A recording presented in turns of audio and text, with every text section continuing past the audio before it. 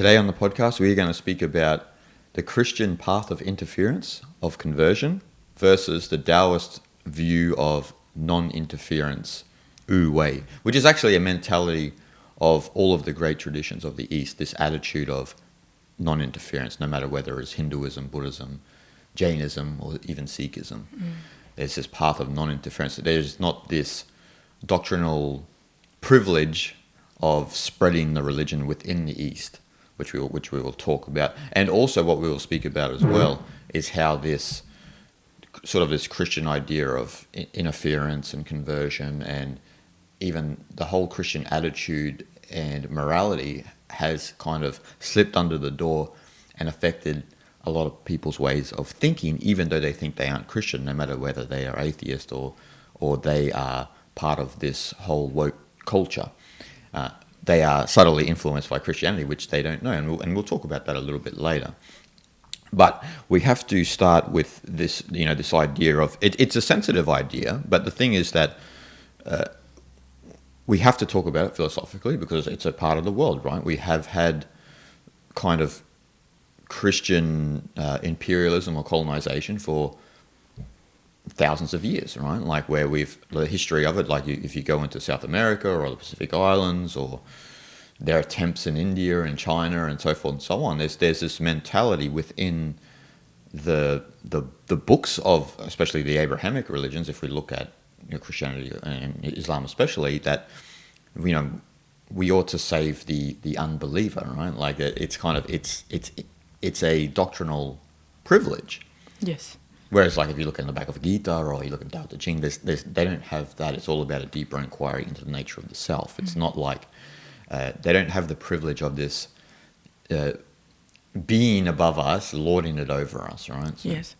And again, it's a very touchy and sensitive topic in this day and age especially. But what we are trying to do here is to mention the two different fundamental way of thinking and cognitive functioning of two different parts of the world, and how the Christianity took over the Western society and how that functions in its way in comparison to how ancient Eastern wisdom traditions operate. Yes. And we're just trying to focus on how philosophically, like you mentioned, they're different. And it is very important to understand that both two completely different traditions, because a world it seems to go extremely one-sided. Yes. Yeah, no matter that's Western or Eastern society nowadays. So it seems like Eastern traditional system has been very bypassed a lot and it's been undermined, yes, and forgotten by its own people as well. Yes. So that we need to bring that up to the surface, so that we need to kind of remind ourselves that there is this wisdom traditions of the East, which we can get the huge benefits of. And it's a different cognitive style, a different attitude towards life that runs counter to the Western cognitive style, which has been influenced by the Christian ideology. So we have to say here that obviously Christianity and Islam do bring value to people's lives. They do make people better people, but the problem is within that's not. We shouldn't actually generalize that. Sometimes it doesn't make people better people. It turns them into fundamentalists and whatnot. But what should be said is that within the doctrine itself, there is this, there is the knowledge that anyone who is an unbeliever ought to be saved, right? So this, again, is based on demographic swamping. And, cognitive scientists talk about this, neuroscientists, psychologists, and we often talk about it on the podcast. And so it's a doctrinal privilege to add that in the text that you ought to save all of the unbelievers. And why is this? Well, it's part of demographic swamping. You put this in there, and the big picture is, right, this is the big picture of the Abrahamic faiths, is you do that so eventually you take over the world and you become the winner. And, that's essentially That's the big picture, whether we like it or not. Like we have to accept that that's the reality. And if you can't accept that, just look at history. Look at history and look at what the Christian religion has done to the world and all of the violence and bloodshed that has been waged in its name to take over certain parts of the world. Now, if you don't want to accept that, your head's in the sand. It doesn't mean that if you're a Christian now, it doesn't mean that you're a bad Christian, that's happened. But that's just what has happened before, that's all. Again, that idea is originated from the pure dualistic idea of what's good and what's bad, yes. right or wrong, yes. Evil and, I don't know, angel, yeah. and again, heaven and hell. Exactly. And that's completely dualistic idea based on a Christian doctrine. Yes.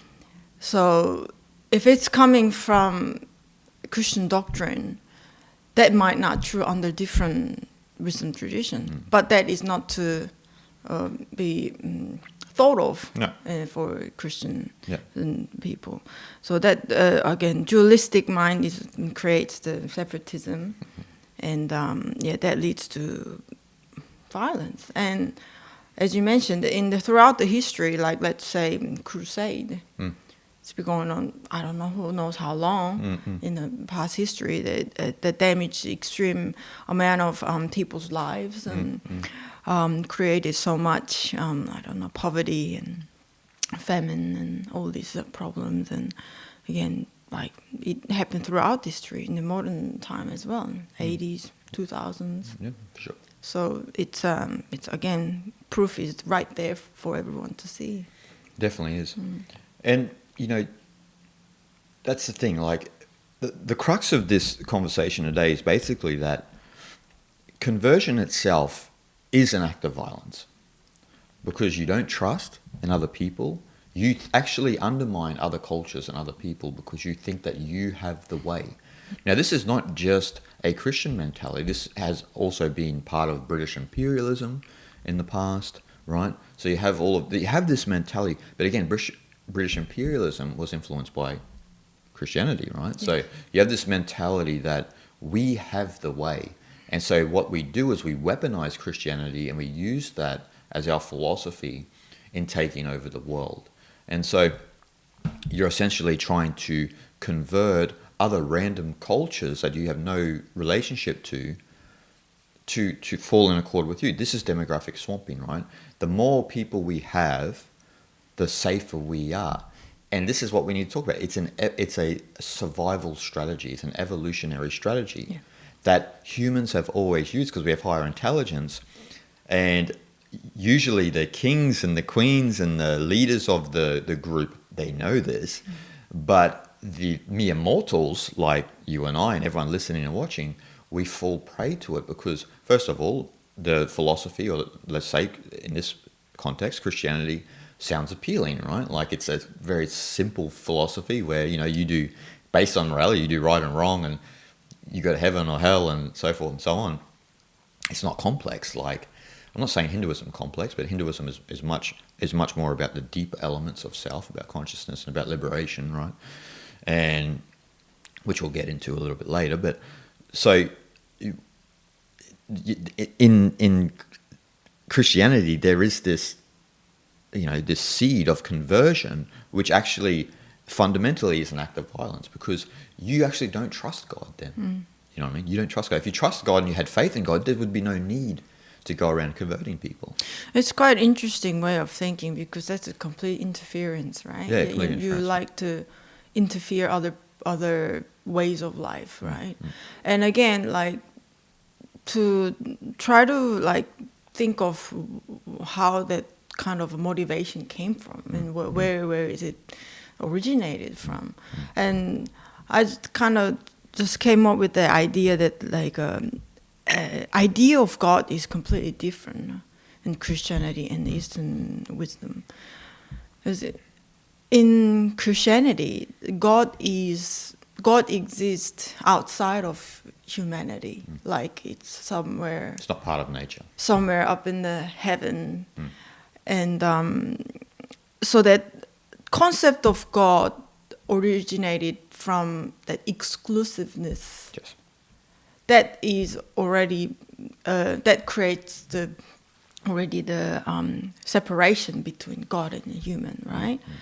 So that creates that idea that we need to interfere other people's life. But we need to save these people's life so that we get to have those people going to heaven under their ideology. Right? Whereas, again, Hinduism or Taoism is there is no such thing as a God which exists outside of our life. It is embedded in our life, and they couldn't name it any better, so they name it Brahman. And it's a different version of God. Yeah. It's not a creator God. Ishvara. Yes, that's right. It's not creator God. Yeah, that's a big, huge difference, isn't it? And so God is within us, within our life. That's what, again, the great Bhagavad Gita teaches us. It's based on historical event, but the writer of the event turned into like a great mythological story for us to learn, and that so that Krishna, which is God in the story, is there for us to learn from within our life. That's much more, again, inclusive, so that there is no such thing as like a God and the human, who is at the top and who is below. This sort of idea doesn't exist, right? No. So I think that's the huge different motivation, different attitude in life in general. Because if you were to be a very strong believer of Christianity, I mean, there's nothing wrong with it. But if you have a strong idea of it, a dualistic idea which separates God and the human, then that attitude towards the people who you feel compelling to convert is very naturally come. You know. It does. And we ought to say that, you know, one reason for that is, as you're mentioning, is that Christianity had become a political analogy of the universe. So it's a top-down philosophy. There's God there separate from the world and judging us, and we have commandments to live by and so forth and so on, right?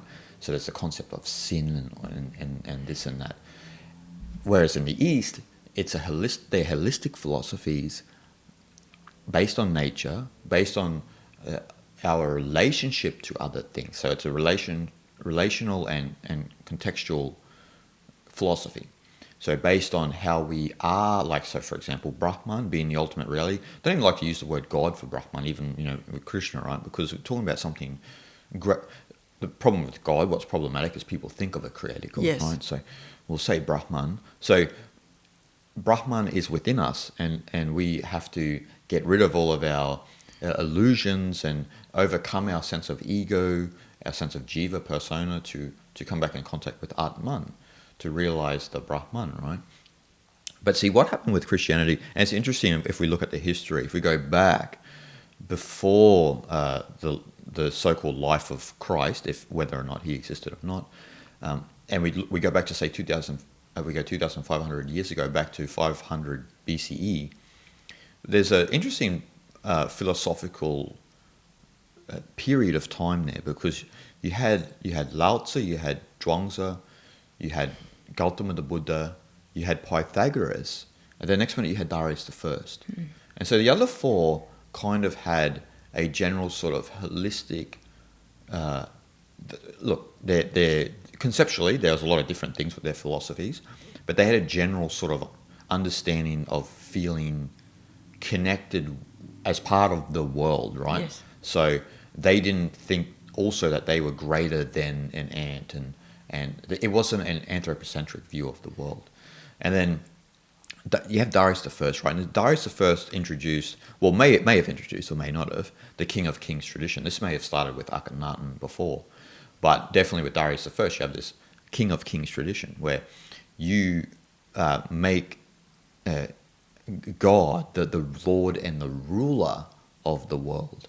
And so that infiltrated a Christian way of thinking, right? So essentially it became a political analogy of the universe and not a holistic analogy.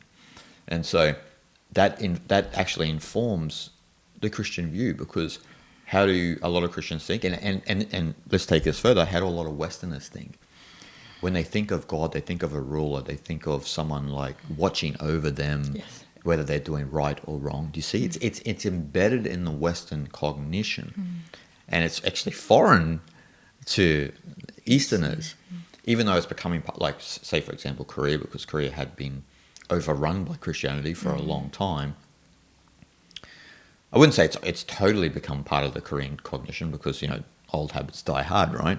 But like, it's still there. It's kind of infiltrating a little bit that sort of Western way of thinking, like, oh, is God watching over me? Like, like I'm doing the wrong thing in air quotes, when obviously right and wrong are they are moving targets. There's no real right and wrong when we understand it from the Eastern perspective. So you have this mentality of this political analogy of the universe, and that's infiltrated, and that's what's slowly infiltrating a lot of people's way of thinking, because then you have this Christian morality which is created, which actually infiltrates even if an atheist thinks they're not thinking in a Christian terms, if they're thinking in some sense of with Christian morality, they're still Christian. Same with woke culture. Woke culture is going around with a crazy sense of common sense, which is just pure stupidity, but going around trying to impose their so-called version of morality on other people. And it's actually an act of tyranny, and it's an act of, again, demographic swamping, trying to get people to join your clan. So then, you feel safe, right? So it's a survival strategy, and that's all began. Well, a lot of scholars and a lot of philosophers believe began with Darius the First. So you have that infiltration of, there's the God up there. You are separate, like you said, and it's separate from nature. So then, what do? We can treat nature the way we do. So then, around the time when Darius the First exists. That's around the time that Jesus Christ came about. No, 500 years later. Later. Yeah. So 500 BCE we're talking here. So as you know. So that the King of Kings tradition began before Christ came about. And it may have started with Akhenaten too, maybe going back further. Maybe before that. Yeah. Actually, Freud believes it started with Akhenaten. Right. The King of Kings tradition. This idea of this political analogy of the universe. Right. God above, separate from nature. So forth and so on. So the political analogy existed, who knows how long. Who knows how long? Yeah. Then once Christianity was formed as a form of system of belief, which is, again, a religion. So once it became the religious movement that has the political motive is already embedded. Yes. And because it became form of religion, it became easier for people to believe. Yes. Like, so let's say easy to convert people that way. Yeah. Why? Because it has a moralistic values and virtues, and you do good deed and love your enemy and these kind of things, and it does give important values to humanity, but under certain under their way of thinking. Under their way of thinking, plus a political character, and that actually then became much more spreadable, so that it kind of became much more dangerous, I think. Yeah. Its simplicity made it easier to spread. Like if we look at similar time, if we look at pre-Christian, a similar occurrence happened in China, right? Where you had Taoism, which had been around, and then you have Confucianism, and Confucius neatly defined his philosophy, right, with rules and regulations and a template for people based on the illusion that human beings are beasts. and we are fundamentally sinful in some sense, which is exactly the same as Christianity. It's a similar philosophy, right? And so you have Confucius creating a sense of Confucian morality where you ought to, sit a certain way, sleep a certain way, speak a certain way, etc. And so that again became the philosophy that took over China and had become kind of the attitude and behavioral patterns of Far East Asia up until today. So no matter whether Japan, China, or Korea, even parts of Southeast Asia too, Vietnam, Thailand, Laos, Cambodia, Myanmar. And so you have Confucius creating that philosophy based on we are beast, where Taoism itself is based on that we are fundamentally good and we are part of nature, and it's only society and socialization and culture that warp our nature. So we have to kind of realize that to come back to our true nature, which is very similar to Hinduism as well. And that's the path of the East, is to realize that I've gone through this indoctrination process and I need to taper that back. There's no like sort of overarching belief in like that if I do this I'm gonna be sinful and so forth and so on. So it's more based on holism as opposed to sort of this perspective of or this political analogy of the universe. And let's be frank, Confucius did politicize his philosophy, and he did make it for kings and queens, so to speak. So again, since we are talking about morality, the thing is like certain style of morality under certain belief system give such practical tool to structure society certain way. And that's why it's been highly embraced by leaders of the world. Yes. We're talking about the governmental level here.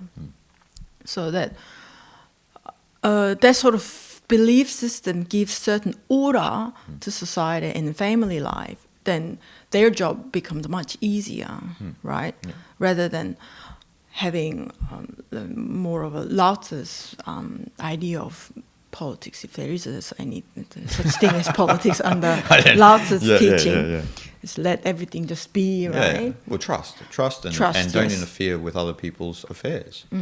So that's the perspective, right? If you don't interfere with other people's affairs, you keep everything peaceful and harmonious. Instead of trying to influence, like if we look at, so for example, if we look at America, right? America have fully embraced the Christian path of interference and conversion, and so that's why they are so invested in trying to get other nations to think as they think, and they're doing it covertly these days through entertainment and through influencing people who are innocent people, like say for example in the jungles of the Congo, are being subtly influenced by what's coming through social media from America. And so it's influencing other people's way of thinking. It's a new strategy to get people. It's a new strategy of demographic swamping. It's a technological version of demographic swamping. We're coming in under the door here, and we want you to think as we think. And essentially what opposes them is the Chinese Communist Party, right? So the communist Marxist thinking. And not that I support that either, but the thing is that they've identified another nation that has a lot of power and a lot of power to influence other nations as well, right? Like we see this obviously with Laos and Pakistan and places like that that are being influenced by China, because China, their strategy is we'll provide you all of these things, and like look how good we are. That's right. So it's manipulative, it's covert, and both countries do it. But it's kind of in some sense based on that Christian or say Confucian mentality. Exactly the same example happened in the Pacific Islands as well. Like again, it's based on a survival mentality, and that's why you need to spread the teaching. So the reason I think why Pacific Islands took Christianity really, really to their heart is because it's very fits well to these islanders' culture, I think.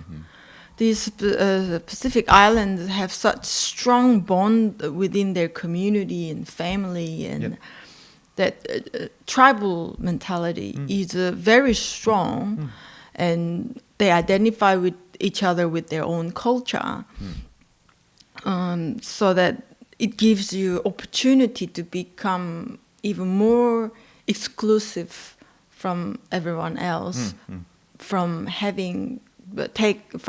taking the Christianity on board in their world, I think. And it gives them such security, and again, that's why a lot of people practice Mormonism and things like that, and go out and spread their words to spread the word, so that increase the gang, member of gang. Again, that's strongly based on tribalism and survivalism, I think. Yeah, of course. It is. It's a survival strategy. You know, the thing is that, like you were mentioning with the Pacific Island nations, is that in general their culture, because they had a very, kind of a harmonious culture before, pre-Christian, and it wasn't based on expansionism. So then, I mean, you are right that Christianity adapts very easily to their close bond and their family-oriented perspective, and it depends on who's explaining Christianity to them, but the moral framework and this and that sounds appealing to people who've never heard it before, right? And don't understand what it's based on, and so. And that's been the problem all over the world, not just the Pacific Island nations. We don't have to mention South America, right?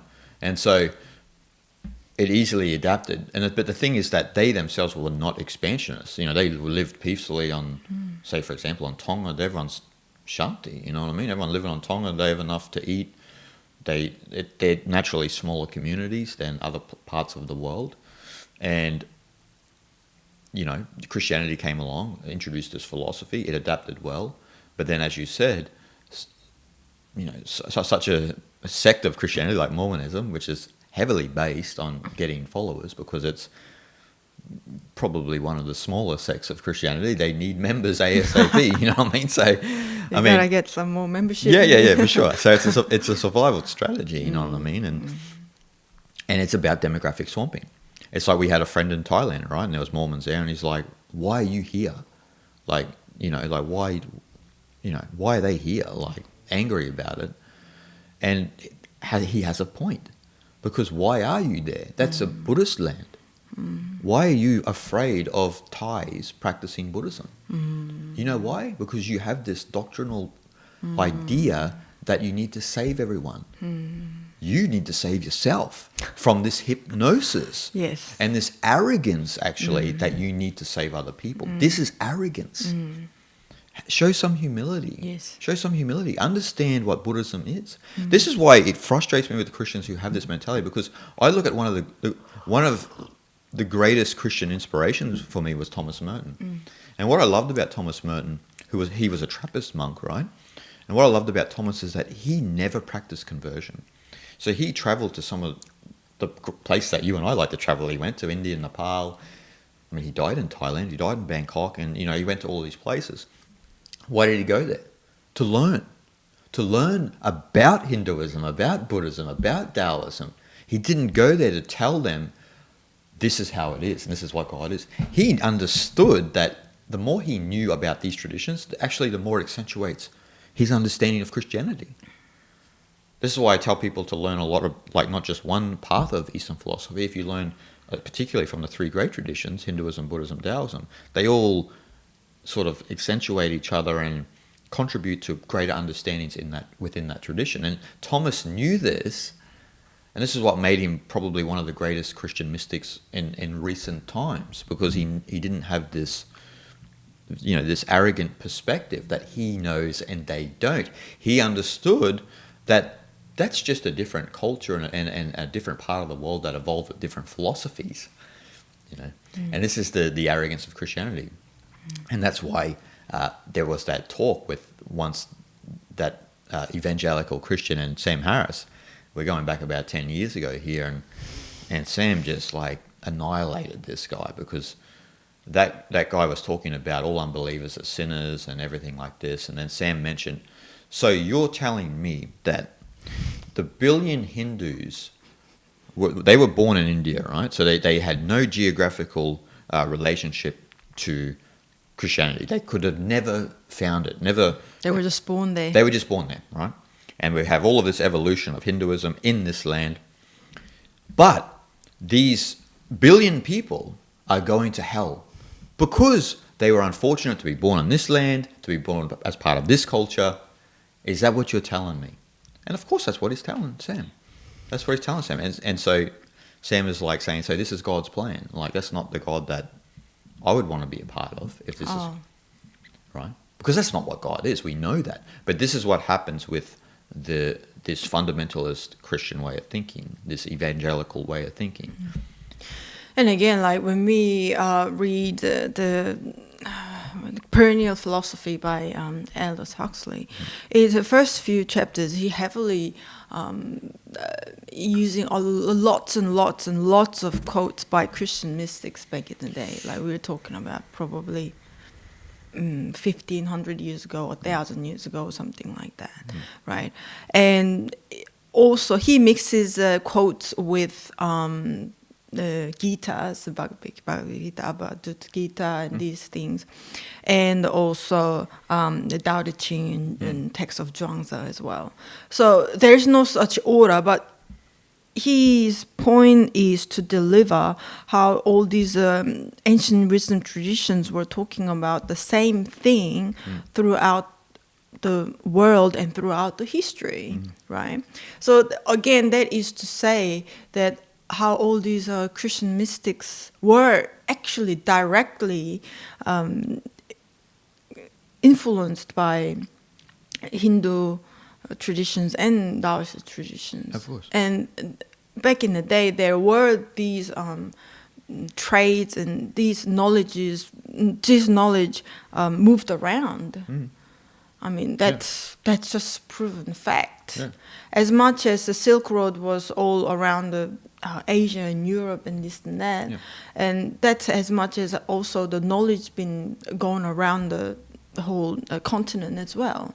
That's something we need to realize. And this is a separation between the continents and religions and ideologies and things like that. It's very recent phenomena, I think. Yeah. And because we are living in this kind of day and age that information is overloading and world is never been this close ever before, so that people want to draw the line somehow, but that hasn't been that long. It's only recent phenomenon, last 60 years really.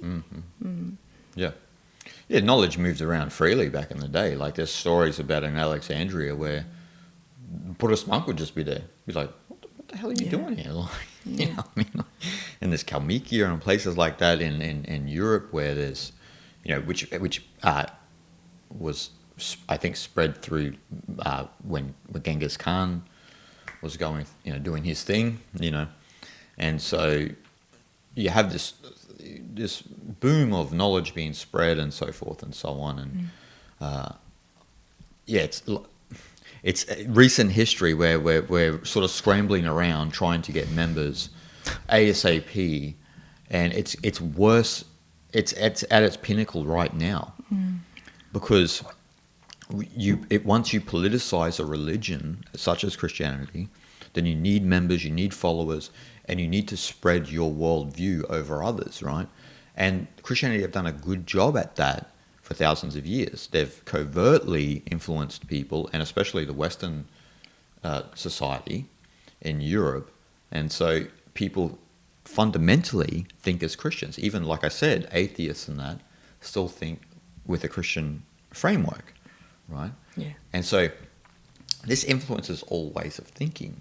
And so then this influences even our view of history, right? Our view of history, our view of philosophy, our philosophy of time.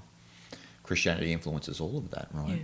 Yeah. So Whereas, like, for example, there's two frameworks of time in the world. There's history as historicism, and there's history as ityasa in the Hindu tradition. And ityasa, to be clear here, is based on the Mahabharata, the Puranas, the Ramayana, and it's based on a mixture of fact and myth, which helps people derive meaning from life, which is what's more important, which is what is important actually, right? But you have historicism, which is based on literal facts, based on events, which takes meaning out of the context of the life, right? Yeah. So history exists outside of our life. yeah, Almost. yeah, as like an artifact. It's Yeah, like it's a product. Yeah. The underlying narrative of history, whatever history it is that facts and figures based, and which is there irrelevant from our current life. Yes. That's what it is. Yes. Of course, you can learn a lot from history, but unlike ityasa, like you mentioned, you do learn about history and what happened and whatnot, but because the story has been mythologized, which you can apply to your own life or personal struggle right now, so that you get a lot of wisdom out of it. Exactly. So that there is no the separation between history and your life. Yes. That's the huge difference. And again, unfortunately, the world's narrative on history is based on historicism. Which is Christian. Yes. It's based on Protestant Christianity. Yes. Christian theology. Yes. Coming from Germany. So we have this perspective of history based, and we're all succumb to it because we all don't know any different. But when you not boil it down, it's based on Protestant Christian theology. It's part and parcel of the tradition because they place the historical person, Jesus Christ, they placed God in history itself. And so everything about history then is informed from that place. And so that means that this is the convenience of historicism, right? You exclude then all other ancient philosophies and this and that. The reason why you exclude that is because you've already placed the historical person, Christ, in history itself. So everything else then just becomes a study. And this is how Indology was born, right? Indology was born in Germany, and historicism itself became a way of how to read texts. So then we read the Bhagavad Gita through our lens. We don't actually try to read the Bhagavad Gita in the sense of what Vyasa was trying to actually state to us. What is the essence of the Gita? We're not talking about the ityasa perspective. We're not talking about how the Gita allows us to derive meaning from our life. We're looking at the Gita as some sort of historical event, and we're looking at it like an artifact, you know. And this is not how it is. So you have ityasa, which gives meaning to life, and then you have historicism, which destroys meaning. This is what it is. So it turns, and this is what science is, right? It strips everything of its meaning and brings it back to its bare bones to find some sort of literal fact in what it is. And this is where actually the friction between science and religion has been for hundreds of years, because science is, you know, and like this is the thing. There's nothing wrong with science, right? Science gives us a lot of things, but there are some things that science can't explain, that you need mythology and philosophy and that to come in and lend a helping hand, so to speak. You know? So that's the thing. So you have that historicism, which is what we've all been brainwashed through. So then we think about then the Gita just as this war and Kurukshetra, and then we have a study like Indology because we then start reading texts a particular way. You know, like imagine having. I mean, it's probably outrageous to Indians, because if you say to them, you know, I've studied Indology, you know, Indians are usually very nice people. They would just, oh, okay, that's good. But like for them, maybe personally, it'd be like, there's actually a study on us, like, and our culture, like, which is, for them it would be strange, right? Because imagine having a study on the Western society, for example, like Westology or something like this, and it would be weird, right? Like, I mean, I know there are studies of European culture and stuff like that, but studying the Western environment in general, like what we do with India with Indology, and also with China with Sinology, right? So you have this worldview of historicism, which is one view based on the Protestant Christian theology, and we're supposed to take that on as, especially in India, right? They're being forced through the Christian. This is the covertness of Christianity, right? Where even historicism itself is influenced by Christianity, whether you want to believe it or not. Yeah, it is. Yeah, that is historicism. The history itself is a narrative, a complete narrative of history itself, whatever history it is, wherever it's been written, whatever the period of time we're talking about, it's originated from Christian way of thinking. Exactly. And so for example, like when they came into India, they want Indians to think the same, but India's version of history is ityasa. India's version of time is not linear, it's cyclical and directionless. Because what's important is following the four Purushatras. So Dharma, Artha, Kama, and Moksha.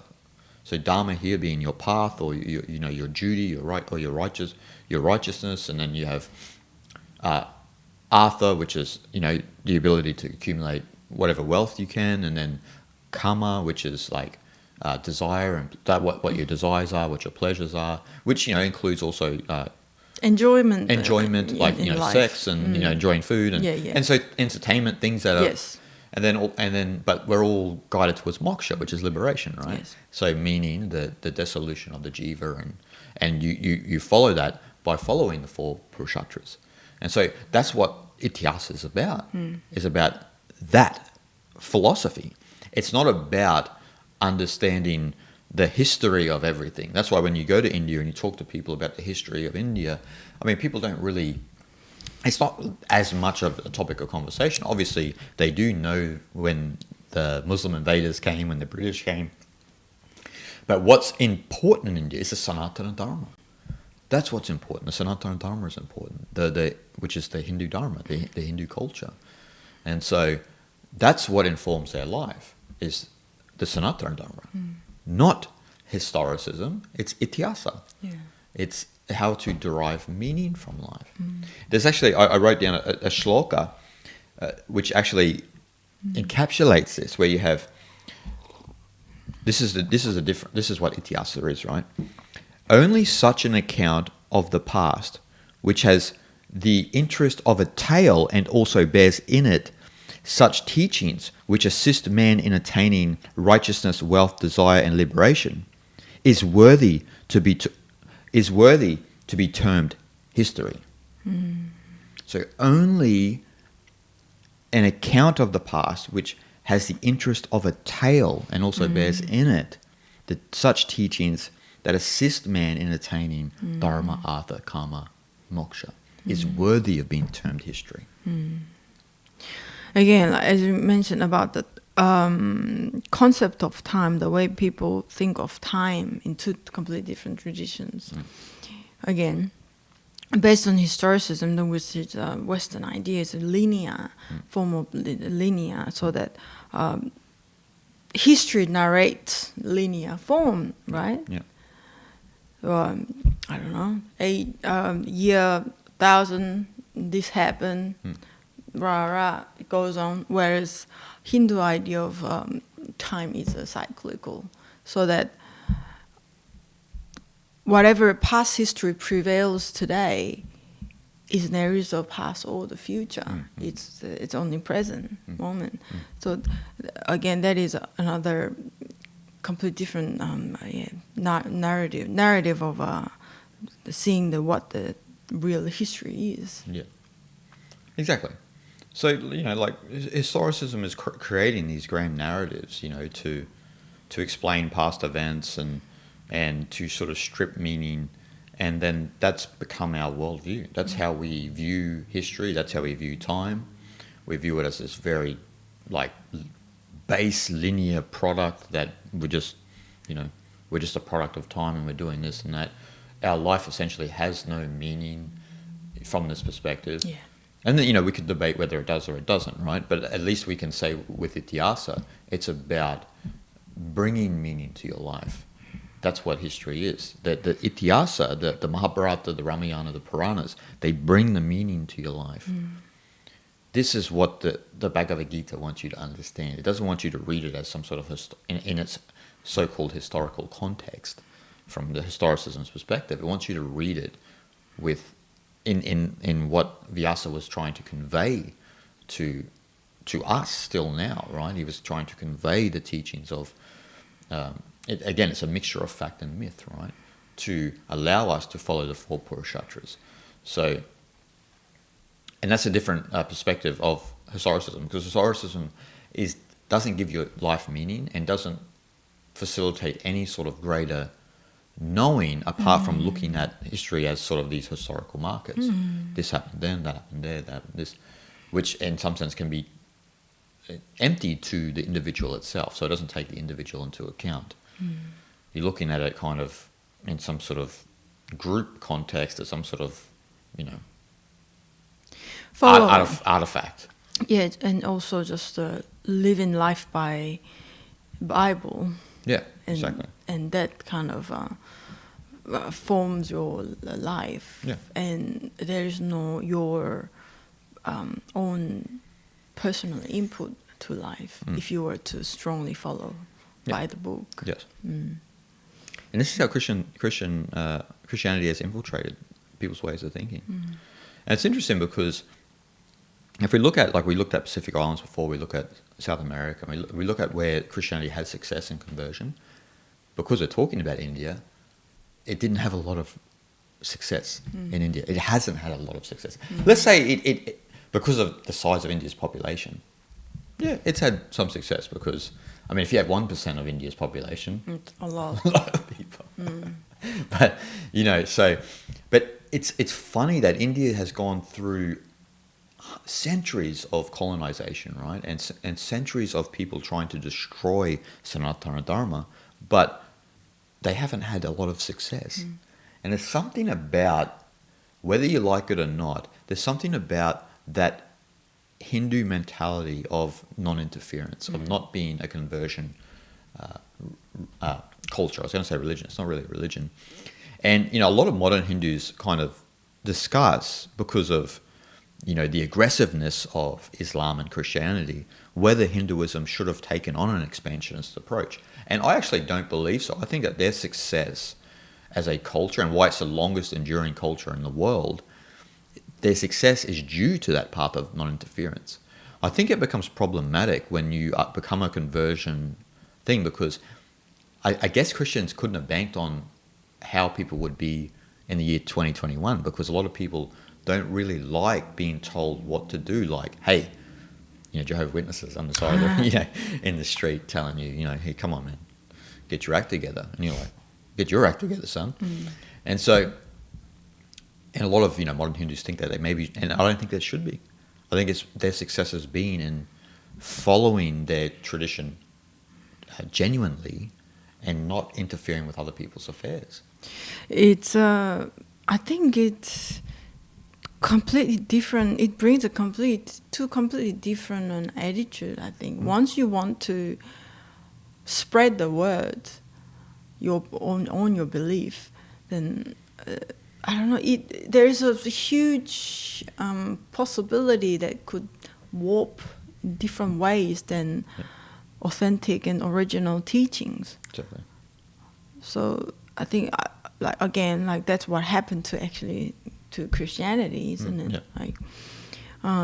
Yeah. So that I agree with what you're saying, that the reason why the Hindu philosophy and its culture, it's still right here and now, is because it stayed its most authentic way and most genuine way, and it's been practiced for in such original way, so that it's still there. I think that's where real strength and power is, and it is pretty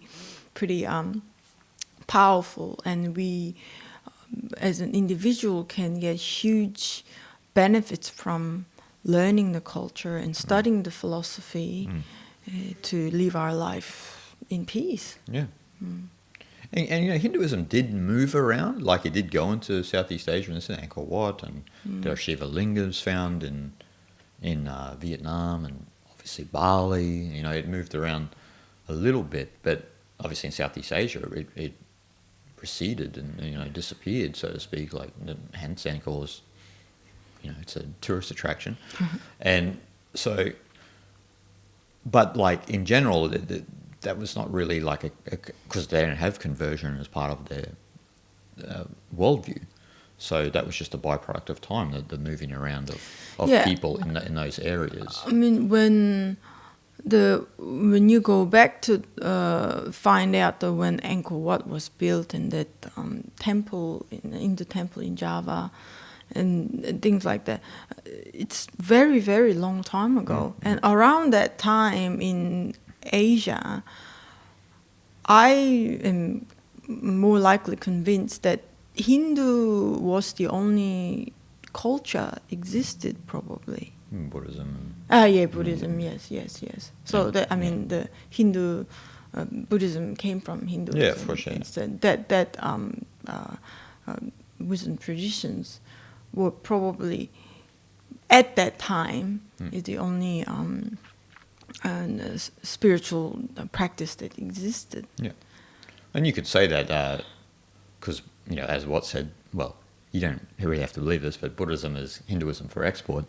It's kind of like places as far as Korea have been influenced by Hinduism in a positive way because of its relationship to Buddhism. Yes. So it's a child of Buddhism, right? Yes. Like, Buddhism is a child of Hinduism, and so, and not to mention China, Southeast Asia, and Sri Lanka, and places like this. So, but the thing is that like India's success is being non-expansionist. It's been a non-conversion. It's been in the understanding that that's what they do and that's what we do. Yeah. It's a much more mature way of dealing with the world. And if you look at, this is the thing, like when you nut it down, you boil it down. If you look at, say, for example, you look at the Eastern traditions and you look at, say, the Abrahamic faiths, particularly Christianity and Islam, they are based on an exclusive mentality, and the Eastern traditions are based on an inclusive mentality. So you have this exclusive mentality, like where our tradition is the best and we're going to promote that everywhere. So there's a neatly defined in-group and out-group. But then you have the Eastern traditions where you have an inclusive mentality where we're all part of the same thing. And this is why, like, say, for example, from someone such as Swami Vivekananda, you have the interfaith religious dialogue that he created, right? So this idea of interfaith, like we can just all live together and harmoniously if we're not telling each other how to live and what to do, and we can learn from each other too, right? So we have to get out of this kind of mentality of this imperialistic mentality where we're just trying to conquer the world and so forth. So built into the fabric of Eastern traditions is this inclusive mentality. And India best encapsulates this because if you look for thousands of years, they've absorbed different cultures into the fabric of their society. You look at when the Jews were, suffering persecution, thousands of years ago, there's a Jewish community now in Kerala. So there's the people talk about the Cochin Jews, right? So they came thousands of years ago when they were going through some strife in the Middle East, and then India absorbed them into the fabric of their society. Now you have this whole culture that's lived in India for thousands of years. Yes. And then even if we want to go even further, how generous the Hindus are, they were invaded by the Muslims, right, in the 12th century. And then the Muslims destroyed many Hindu temples, basically drove Buddhism into extinction in India because they destroyed Nalanda and so forth and so on. Fortunately, they didn't destroy the Mahabodhi temple and stuff like that, but places like that. But what happened after that? They absorbed the Muslims into the fabric of their culture, even though they had gone through this level of, colonization from the Muslim invaders. And so now we have 200 million Muslims in India. And then what happens after India couldn't get a break, right? So what happens after the Muslim invaders? Well, British. Here comes the British, And so what happens then? They ain't mad at Britain. They're not mad. You know what I mean? Like, how many times we see British travellers getting around? No one's mad at all. Everyone's all good. Yeah. They have no hate for England. They have no hate for the place. Yes. They're trying to, at the moment, unravel themselves from these centuries of colonization. Yes. Which obviously a lot of woke people don't like. They want Hindus to always be second-class citizens, but they're trying to unravel themselves from centuries of colonization, and oppression, essentially, right? But they don't hold any hate towards the British. That's something amazing because, like, again, I was born in Korea, and we, as part of history in the various Southeast Asian countries,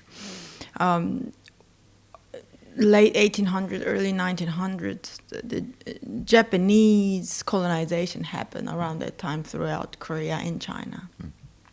And they went down to Indonesia and these places like that as well. So in like a history class or just culture in general, like in society, they build extreme hatred and anger, aggression towards Japanese. I've seen it. And I'm not quite sure how it is now for the younger generation now, but when I was growing up, like we were taken to this massive museum in another faraway city when that kind of movement happened, and how these people got tortured and got killed by Japanese armies and this and that. Yes, it happened, but also there's this extreme hatred towards them. That present moment, which happened 100 years ago, it's still there when I was growing up, and now I think it's very thinning out a lot. I believe, but. So I'm coming from that sort of like an education upbringing to hear that Indians don't hold any aggression, hatred, anger whatsoever towards British people is something kind of unbelievable. And again, we heard from just local people in a long train trip, people saying that like, how great it is that British brought us all these great railway system we have all around India. Again, India being such a massive country, as transportation been very, very important part to their economy, right? So that they actually appreciate how these British people brought the railway system in India, and they appreciate those things that happened to them, and again, they don't hold any grudges towards them, and that is to again show that people's character and character of culture and character of the land, which again us Asian Chinese have to learn. I think. Yeah, India epitomizes definitely with what you said about, especially the railway network there, finding a positive out of a negative. And Indians often do this. This is part of the Dharma. This is part of that harmonious psychology, And the reason they don't hold a lot of grudges against the British is because they are mature people and often come from common sense because they're pragmatic people. And so what do you have to do? Instead of crying and whining about what has happened, you need to get on with it in the present moment. And this is what a lot of these foolish woke people and stuff could learn from a place like India. Is that instead of crying and whining about things that happened a long time ago, let's deal with the current reality and try to live the best we can live now. Because if you see, and this is historicism, right? You're constantly looking in the past, Yes. and you're looking at, and this is Christian thinking. Right. Whereas if you're an Indian, you're trying to derive meaning. So you're not even looking at the past. You know that happened, right? You know the British came, and what can you do, right? What are you going to go to war with the UK? Like, I mean, India's never gone to war with anyone. Yes. That's not in the fabric of their being. They just got invaded. They're a peaceful nation, and so they're not interested in that. And so that's the thing, right? So a lot of these fake moralists that you see in the woke culture these days could learn a lot from Indian civilization, because they just are trying to get on with it and trying to be the best as they can. Are they trying to unravel themselves from all of this colonization? Of course they are. They're trying to reclaim their Hindu identity, which they have always been, and it's still going through its own war now, because there's intellectual imperialism in India now, right? So you have the Marxists and that who are creating their own narrative within India to try to destroy the Hindu culture. And how much more does the Hindu culture have to go through, right? Like, because the British already partitioned their land, right? So you have Pakistan and Bangladesh, right? They've already partitioned their land. Yes. What more do you want? And isn't it funny with the woke people, because they essentially say they always support oppressed people and cultures and this and that, but they don't show the same solidarity for Hindus who have gone through centuries of colonization. That's the irony, right? And that's where it's their whole worldview is hypocritical, So they don't base it, and they always talk about how they support minorities, but how come they don't support the minority Kashmiri Hindu? Because it's Hindu, that's right. So their philosophy is anti-Hindu, in general, right? And this is why stupid universities like Oxford University and this and that are, anti-Hindu and whatnot, and treating Indians poorly. That's a whole other conversation, but that's the fact of the matter, right? And that's a result of that sort of historical thinking and that sort of really immature way of understanding reality. Like, how can you be so sympathetic to other cultures, but you don't show the same towards Hindus? Why is that? It's an interesting fact, isn't it? Because they've gone through centuries of colonization and oppression. But still Hinduism survives. Still Sanatana Dharma survives, and it's still there, and it's starting to have its own sort of renaissance. And it's extending outside of the country too, right? Like where you and I have been influenced by Sanatana Dharma. Yes. And not to mention a lot of people in India. And you know how that happened? Not through conversion, but through just the power of that tradition. Right. And through the way that it makes sense. Its peaceful tenets. Its whole philosophy is based on Shanti, and liberation and getting along and understanding we are all one, right? And so it's not an exclusivist mentality, it's an inclusive mentality. They don't hold grudges against anyone that's haven't begrudged them, you know what I mean? Christians have been there for thousands of years trying to convert Hindus based on the idea that all Hindus are going to hell, which is a stupid philosophy. But, and India is trying to combat this conversion mentality, because conversion itself is an act of violence. So laws and that are coming in and so forth and so on. So that's a whole different story. But that goes to show that you may have been successful in the Pacific Islands and in South America and places like this who didn't see you coming, but you're not going to be successful here. Like, not with that attitude anyway. So, Yeah, the non-violent and inclusive attitude in Hinduism had embraced so many different cultures, so that again there is a large amount of Christians exist in places like Goa, and Kerala and places like that, and but again, India being India, they just welcome anybody, and again, somewhere like Pondicherry, for example, has been influenced by the French colonization, that part of Tamil Nadu. and now is like a just a little France, and people intermingle, and they somewhat benefit from the kind of difference in culture, and it gives such a variety and flavorful life in that land. Pondi's fun. Yeah, it's different. It's India. It's different. Yeah.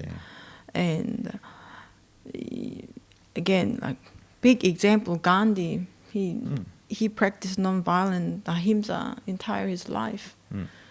That's why even young generation, they learn about him, how much of influential figure he was. You know, it is immense power in it.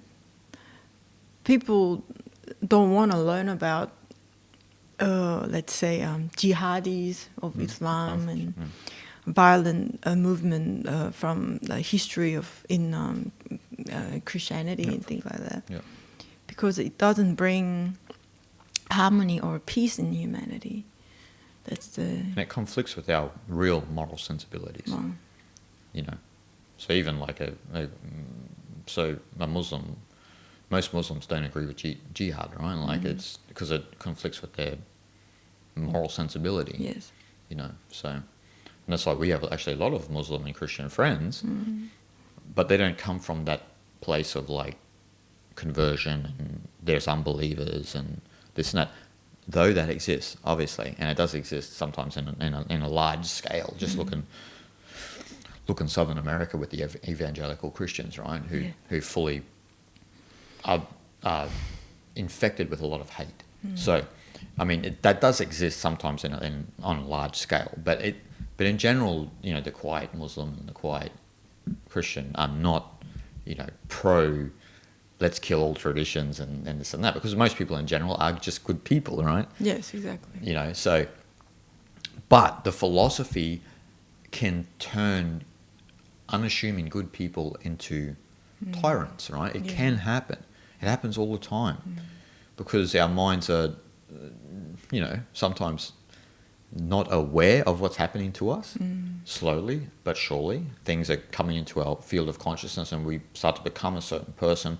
And then next minute you are that person, right? Right. You know, that's what can happen. But as we see with the Eastern traditions, it doesn't happen because, in that sense, because they are based on the path of non-interference. Yes. Nishkarma karma, Wu Wei, they're based on this mentality of allowing the world to be as it is, because everything is Brahman. All is Tao. There's only the Tao happening. There's only the way. There's only the way, right? And so what you need to do is accord with that way. And how do you do that? Well, you follow Wu Wei. You follow the path of non-interference too. You follow that through non-action. You follow that through an effortlessness you find in your life. Non-doing, I should say, not non-action. Effortless action. And so, which is a path of non-interference. You're not interested in interventionist politics or anything like this. You're interested in finding harmony with the world and trying to find a center with your brothers and sisters as well, no matter what tradition they're from.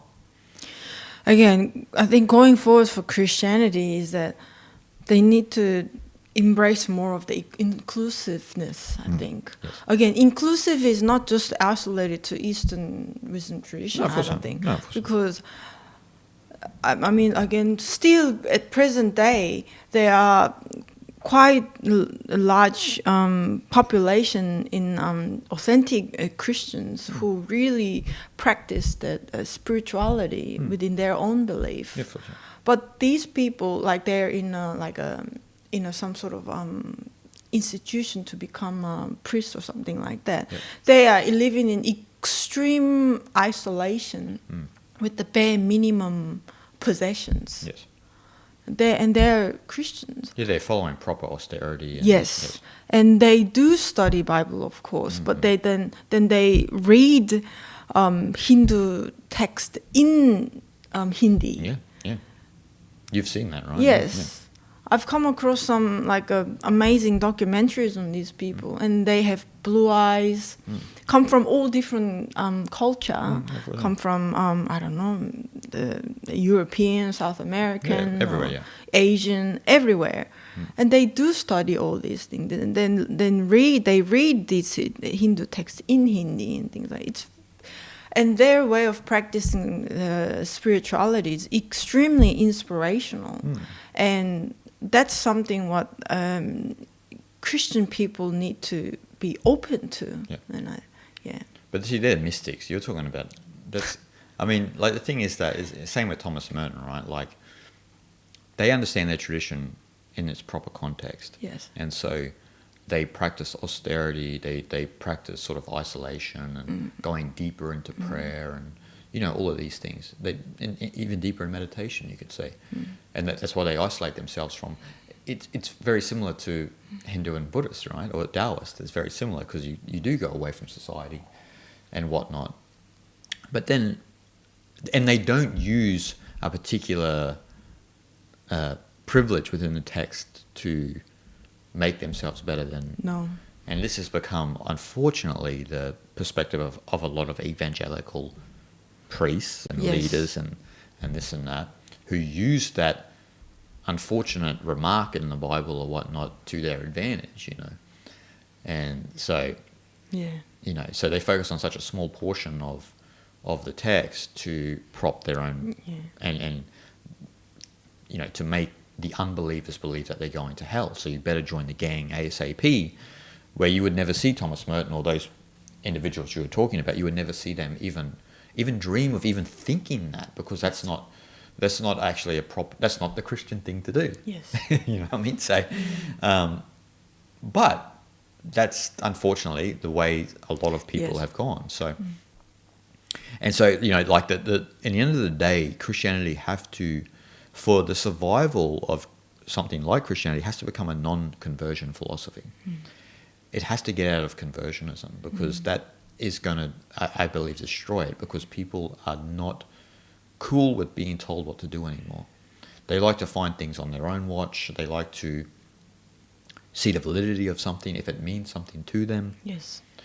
And to be out on the street telling people what to do is why a lot of people, have a sense of like contempt for those sorts of people, right? So they have to essentially start to become like the way Thomas Merton was. Like he followed the path of non-interference as a Christian, and followed the Christian tradition in its proper context, without all of this other part of the teachings that make you unintelligently believe most of the world is insane. Yes. And they're going to hell. That's a really crazy way to think.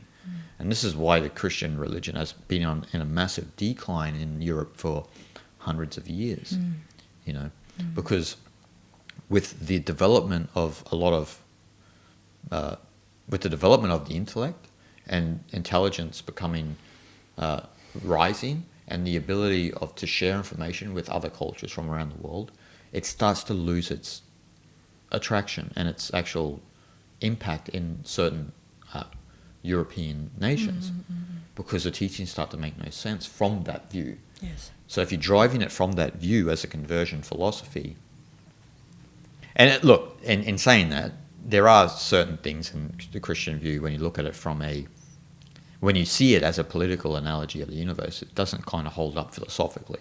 Yeah. That's a whole other conversation, because it is inept to Taoism, Buddhism, and Hinduism, because it has that unfortunate perspective that God is a lord or a ruler, which doesn't appeal to people with a growing and developing intelligence.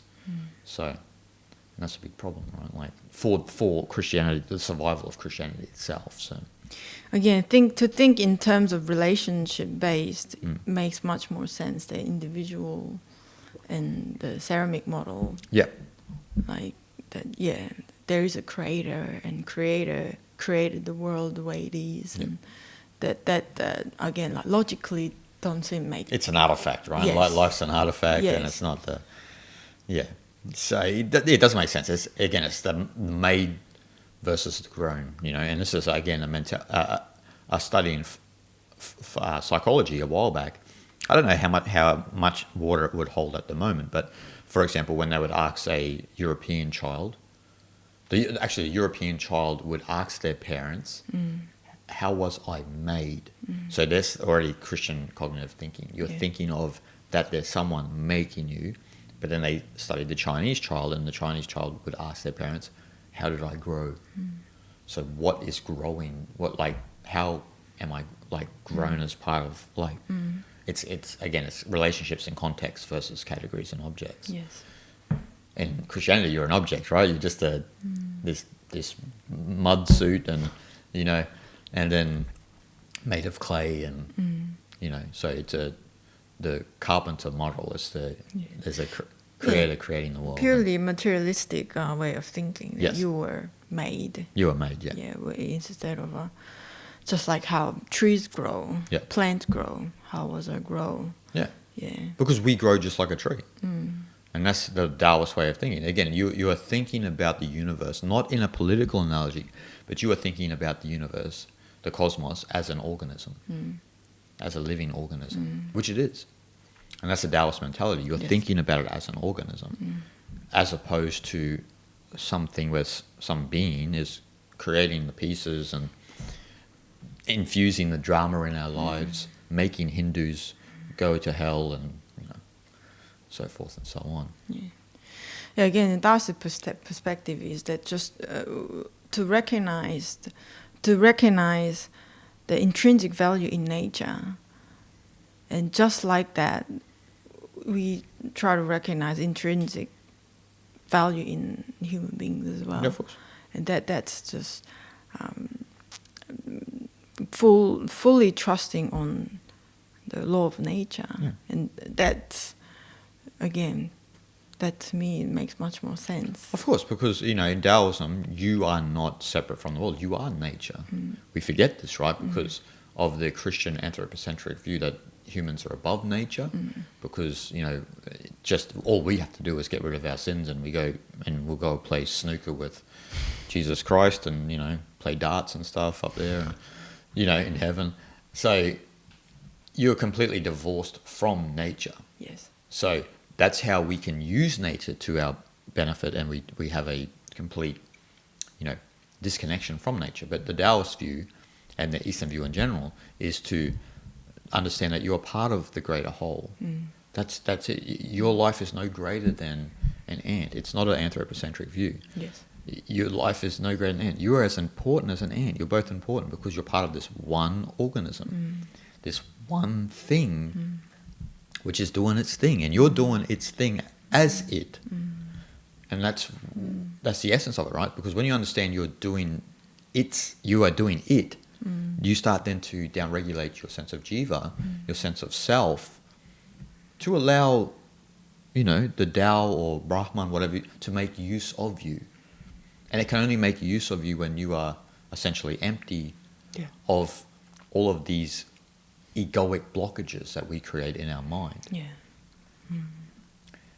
And that's the essence of it, Yeah. And from doing so, we have an experience of this oneness, isn't it? Yeah.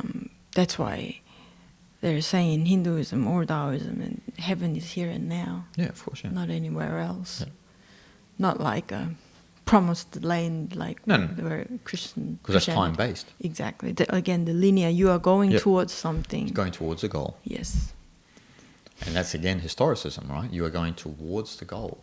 So historicism, this idea of going towards the goal, is always based on whoever's writing it. Yeah. So who is writing it? Well, historicism came from the Protestant Christians. Yes. So, and that's what we're doing. But in the East, you don't have the goal. Time is directionless, it's cyclical. What's important is about realizing that connection to everything. And so that's got nothing to do with time. It's like what you said, it's about the here and now. It's about how eternity is in right here and now. It's not some destination to reach. Yes. Where heaven in Christianity became a destination to reach in the future, which actually doesn't make sense because heaven is supposed to be eternal. Eternity means it's always here. Means eternity. It means it's here. Yeah, exactly. It doesn't mean that it's a time bound thing. So the path of non-interference shows you that there's no exclusive tribes. We're all part of one greater tribe, right? We may look different, we may have different beliefs, but we accept each other and we tolerate each other. Not in the sense that we tolerate each other out of like, that we have to, but we tolerate each other because we love the other as we love ourselves. It's a different perspective. And that's what the inclusive mentality is. Now, the difference with the exclusive mentality, and what happens with Christianity and Islam and any sorts of religions, and also what happens with woke culture and this and that, is that when you make an exclusive thing that this is our beliefs and this is what's right as opposed to what you're thinking, is you create tribalism. And so that's kind of the crux, right? You create tribalism, which is a survival strategy. Mm-hmm. And the problem with this is that mentality creates fundamentalism. There's just no other way about it, because you've created your tribe and your beliefs. And if you have a mentality of conversion, of that person doesn't know, but I know, that creates fundamentalism, because fundamentalist thinking. Yes. You know, and this is where all troubles begin. It doesn't matter what your ideology, doesn't matter what your religion. If you have that exclusivist mentality, then that's the byproduct. Yeah, again, the extreme exclusiveness leads into that very so much to do with the political motive as well. Of course, yeah. Right? It turns into politics, so that people believe that their ideology is above everyone else, so that they want to convert other people, they want to influence other people, and they want to control everything according to their ideology. Based on fear. Based on fear, right? Based on fear and exclusiveness instead of inclusiveness. Yes. And again, that's where I found that it's a little bit shocking at the beginning, but it makes so much sense to think that woke ideology is fundamentalism. It's fundamentalism, yeah. It's, well, when they hear it, they'll hate me, but because they're atheist or whatever, they don't believe in a Christian and this and that. But the attitude and behavioral pattern and the motivation behind it is very much the same as how fundamentalists think. Yeah. Right? How they want to exclude themselves and to believe that what they think is absolute, yeah. and try to reach over other people and cancel everybody else who don't agree with their own ideology. Yeah. That's, again, this new cancel culture is just another form of Christian conversionism. So you have the believers and the unbelievers. So the unbeliever, who doesn't fall in line with their morality, gets cancelled. So that's their version of going to hell. You're just cancelling them. So they go to, that's their version of hell, right? So they're not part of our group. And again, this is a sign of weakness. See, this is the characteristic of tribalism. Tribalism, in that sense, that exclusiveness, is a sense of weakness, because you fear standing on your own 2 feet. You fear being alone. You fear thinking differently to other people. So you want to acquiesce to whatever it is. No matter, it's like a group ideology or whatever, you acquiesce to it.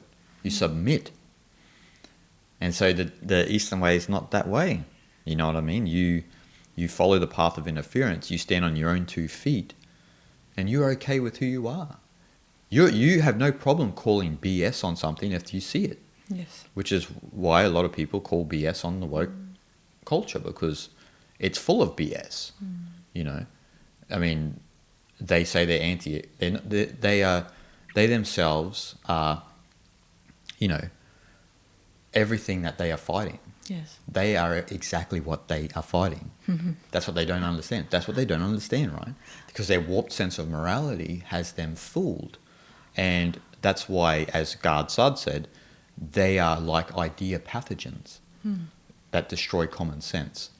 And look, in the end of the day, that all that woke culture and that will disappear. I just feel sorry for the people who are engaged in it at the moment, because usually what happens when you're a bit younger and you're engaged in it, 10, 20 years down the line, you kind of look back a bit with a little bit of embarrassment at the way, because we all do that. We all do. We all do that, in a certain sense, right? Yeah. But it's going to be even worse for them because of they, with their fundamentalist way of thinking, they are tearing at the fabric of humanity, and they actually belittle blue collar workers and undermine blue collar workers, and that's really, that's just that's just arrogance, right? Like that's again that conversion way of thinking. You are undermining other people because you think you know. It's the height of arrogance. As soon as you start thinking you know, and you hit the streets and you think you know the way, that you're already gone. You will need to go into recovery ASAP, because that's not a sane way of thinking. You got infected from Got infectious ideas. Yeah, from infectious ideas. Yeah. They got the mind pathogen. Yes. And so they will have to recover and to reclaim their common sense. Yes. And that's Reclaim common sense. That's pretty funny. it sounds stupid, because common sense. Common sense is common sense. Yeah, you should never lose it, but instantly you must be mad if you've lost common sense. So you have to reclaim that.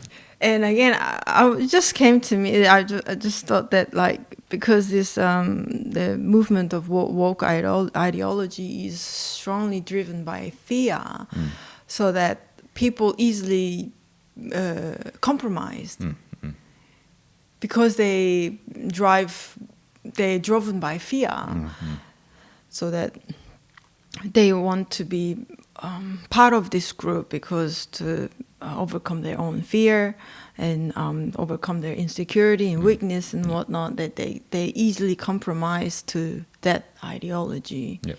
And again, we need to learn to stand on our own feet. Yeah. And again, that is to reclaim our common sense, Yeah. and to have a bigger perspective in things, and in a sense that we exist because we are too cool. That's not true at all. No. We exist because others exist. Yeah. That's relational based thinking. Yeah.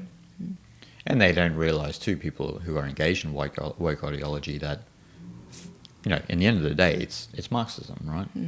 Like, you are supporting the so-called revolution, and you're supporting, you are pretending to support people who are oppressed, but you don't support certain groups that are oppressed. So it's a hypocritical system, as I mentioned with Hindus, right? Yes. They don't support, and they actually then, in a reverse way, they create their own form of oppression, and they create their own form of segregation, and they create their own form of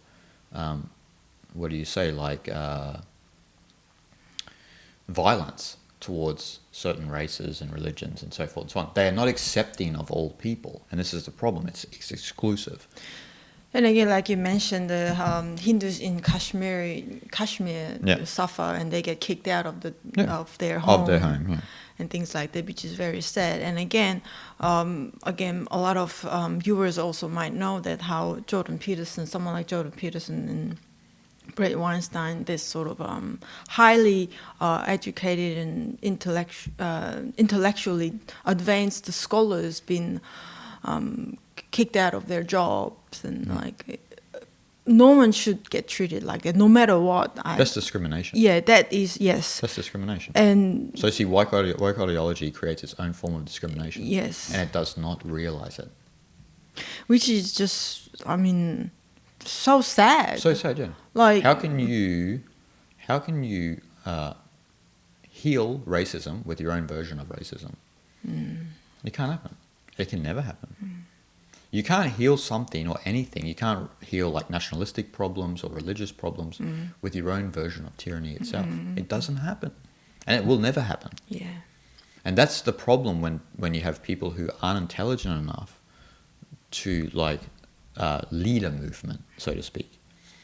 Because the intelligent people, like you said with Jordan Peterson and Brett Weinstein, they're the ones who have already been cancelled and thrown out and lost their job for no real reason at all, just because they disagree with insane thinking, and they support common sense.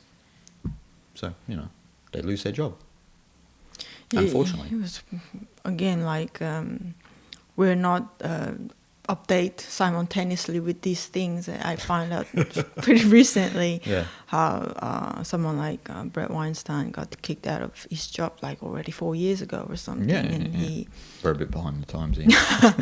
Yeah, he was teaching at this university for 14 years, and him and his wife got kicked out of the school, and all the students had a riot and this and that. I'm like, whoa. Yeah.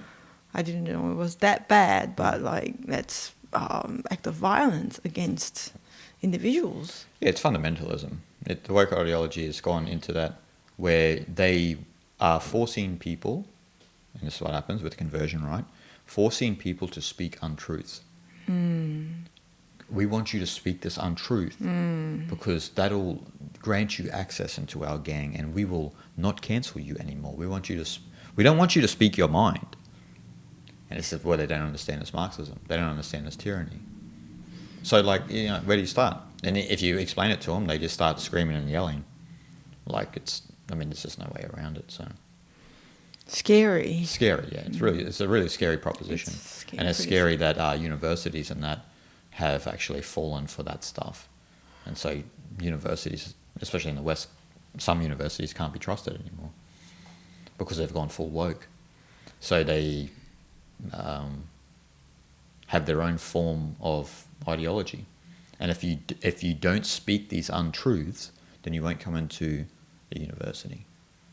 And so that's tyranny, that's fundamentalism, that's conversion orientation. And so it's subtle Christianity, as we've been talking about. It's a subtle form of the same Christian perspective. And I think actually they took a next level to the next level. Yeah, of course, because it's violent, right? Yes. Like it's openly violent. Yes. They are cancelling people online, and then people commit suicide, and they say they had no blood on their hands, and and it's like, well, you were there attacking that person, and that person couldn't psychologically deal with it, and they unfortunately took their life, but you're acting like you're innocent. Yes. And this again goes to show, like I said, and I've said in other podcasts before, woke ideology would not exist without social media. It's a byproduct of social media. And as with my upcoming book, I think social media is a great idea, but I think we're not ready for it. The level of intelligence in the world, I don't think we're ready for it. And obviously we're not. Because we don't use it as a positive tool. We use it as a tool to tear people down and yeah, well, there's no doubt that world had become much more negative than positive. Yeah, of course, there's no doubt about it. For many reasons. Look at all the platforms. Look, like if you write a negative title on YouTube, it gets more views than other positive titles. Why is that? Because the people themselves are attracted to negativity. They have a negativity bias, which is an evolutionary thing, which they have not overcome. You need to go through a lot more meditation and spiritual work to become more positive. The survival mentality is we passed long time ago. We don't have to be like that anymore. No. But we still act from that place. Yes. Yes. And so we have to become an inclusive culture. We have to get rid of all of this nonsense, this exclusivity, and we have to turn back to what is natural. And what is natural is the path of non-interference. Yeah. Not pushing your agenda on other people, allowing people to live their lives harmoniously in the way that they live. That's where we can have religious freedom, we can have interfaith dialogue, and we can just allow people to just be open. It's not that hard. Not that hard, yeah. It's just stop being so aggressive when you see someone who opposes your belief system, or where you see someone who not even opposes your belief system, because usually people get so aggressive if someone just thinks differently. Yes. That's the problem. And that's actually part of woke ideology, right? They get so aggressive if you just think differently. Yeah, some sort of insecurity kicks in, some sort of inadequacy, or they're not happy with their position or something like that, so that they act emotionally. They act emotional, yeah. So, and instantly when you're doing that, you are not sane. You have stepped into an insane realm. I mean, that's the psychology behind it. Yes. So you have to reclaim your sanity, reclaim common sense. Yes. And again, just treat people nicely. It's not hard.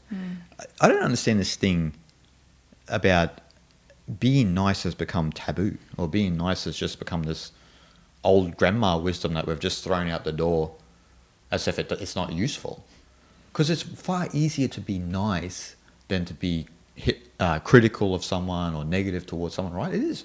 It's much more taxing to hate someone than to love someone, right? Yes. And accept someone. Yes. And I don't mean accept someone just because you should accept them. I mean really fully Yeah. embody the Yeah. acceptance. Yeah. Yeah. You know? And that's what we can learn from the Eastern traditions. That's what Christianity can learn from, and Islam can learn from the Eastern traditions. That acceptance. We can all live together. We don't have to hate each other. We're all part of the one thing. Again, acceptance is empowering. It's empowering, ourselves, yeah. Accept each other. Whereas when you get angry, we all have to agree with this because this is how it really is. When we're angry at someone, holding grudge so badly against somebody or something, it gets a lot of energy out of us. It's just so draining. It destroys you. It's so draining. Destroys you. Like, it's just better to just, it's okay. Well, it is what it is. It is what it is. You just move on with it, and you will grow up from it, whatever that is, and just be open to it, and it'll just make you even stronger. It's just gonna empower you. Of course.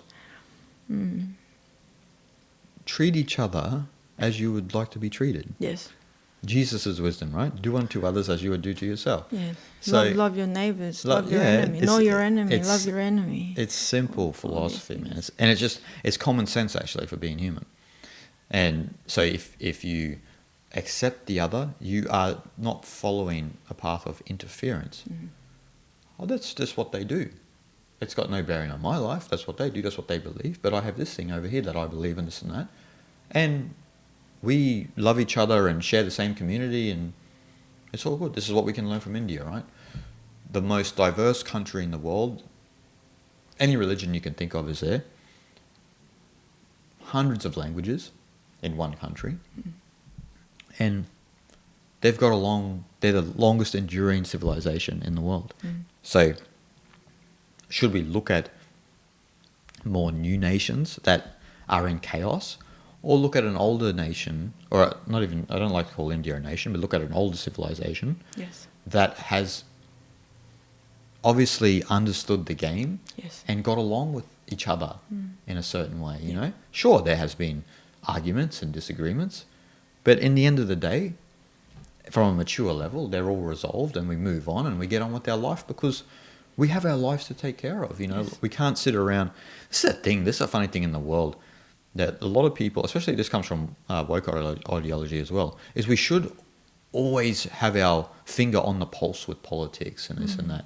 But when you become a mature adult and you see families and this and that, a lot of them don't have time to be invested in, whatever's happening on the news and this and that, because they're raising children and they're trying to do the best by their kids and this and that. And there's an innocence and an honesty about that, and there's a beauty to that. Yes. You know what I mean? There's a real ugliness in being attracted to politics and conflict and that all the time, and being an activist. There's a real ugliness to it because because the insecurity and the fear exists. When you look at someone who's just a blue collar worker taking care of their family, there's a real beauty and a real innocence and a love in that Yes. that we don't actually appreciate. Yes. It's interesting, though. We don't appreciate the simple things. Yes, exactly. We just think that we need to have an opinion on anything. Anything, yeah. You have to have an agenda, something. You have to be loud or something like that. Yeah, again, that's just the immature And the way of Taoist thinking. view is, the Taoist opinion is no opinion. Lao Tzu, what's your opinion on this? What's your opinion on this? Just doesn't know, doesn't Yeah. care. It has no bearing on Do it. do I have to have one? They do, exactly. Like, And again, that is a American mindset, right? yes. Like, what people don't understand is, and this is where the UK really failed as well, is that woke ideology is an American product, and you took it on. But America will never take on what you produce. That's just the way. That's the honesty about it, right? That's the way it is, right? Like, because in some sense, a lot, like in America, a lot of people don't really care what's happening in Bangladesh or Ghana and places like this. But then the other way around, people are focusing on America, and then they take in their mind pathogens, such as woke ideology, which then infects their culture with Yes. that virus. Virus. Yeah, and we have to stop doing That's that. a real dangerous Yeah, virus. and we have to stop doing that, right? Like, because that's a problem. Yeah. And we have to just accept each other, even accept all of that for what it is, and learn to love each other and stop leaning into fear Yeah. and leaning into this survival strategy, which actually has caused a lot of violence in the world. Yes. Christianity lent into a survival strategy, caused a lot of bloodshed throughout the world. And that's just a fact of the matter that we all have to accept. Conversion doesn't work. The path of non-interference is the way of nature. And we are nature. And that's all we have to realize, right? Yeah. That we are that nature. Well said. So guys, I hope you enjoyed that conversation. And we'll see you guys next week.